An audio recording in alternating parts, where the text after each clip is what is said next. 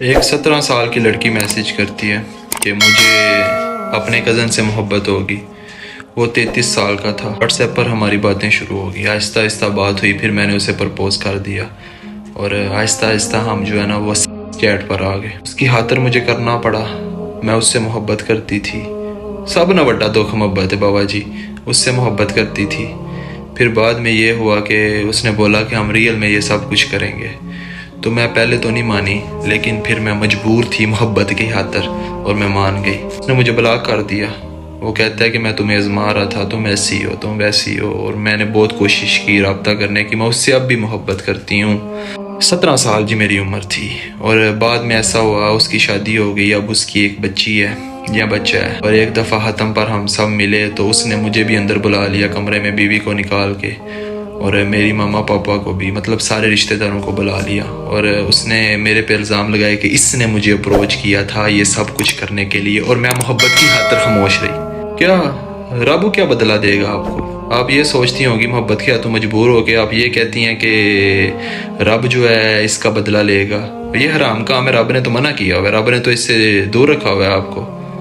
عورتوں کی تو آواز گھروں سے باہر نہیں جانی چاہیے. آپ کو خود ہمت کرنی پڑے گی. آپ کو مضبوط ہونا پڑے گا. اس محبت کے نام پر خود کی تذلیل مت کروائیں. لڑکا ہے، اسے پتا تھا کہ یہ میرے سے محبت کرتی ہے. اس نے آگے سے کچھ بھی نہیں بولنا. اب کچھ اس نے کیا، اس نے مزے لیے، موبائل پہ سب کچھ کیا. اور پھر اسے پتا تھا کہ میری شادی ہو جانی ہے. اب اس نے تمہیں جھوٹا ثابت کر دیا. اصل مرد وہ ہوتا ہے جو عورتوں کی خامیاں بھی چھپائے. تمہاری کزن تھی، بہن ہی سمجھ لیتے، پھر بھی تم نے یہ سب کیا. وہ تو ناقص عقل تھی، اسے آپ سمجھا سکتے تھے. آپ نے شروعات کی ہے، آپ نے ساتھ مزے لیے ہیں، بعد میں آپ نے اسے جھوٹا ثابت کر دیا. بات کرنے کا مقصد یہ ہے کہ آپ کو مضبوط ہونا پڑے گا. آپ کو ہماری باتوں کا جواب دینا ہوگا. اگر ہم کچھ غلط کر رہے ہیں آپ نے صبر نہیں کرنا. کے سامنے کوئی مرد آ کے بولے کہ آپ نے یہ کیا ہے، اگر آپ سچی ہیں تو آپ بولیں کہ تم نے یہ کیا ہے. تم بھی برابر کے ملوث ہو. دونوں کو برابر سزا ہے اسلام میں.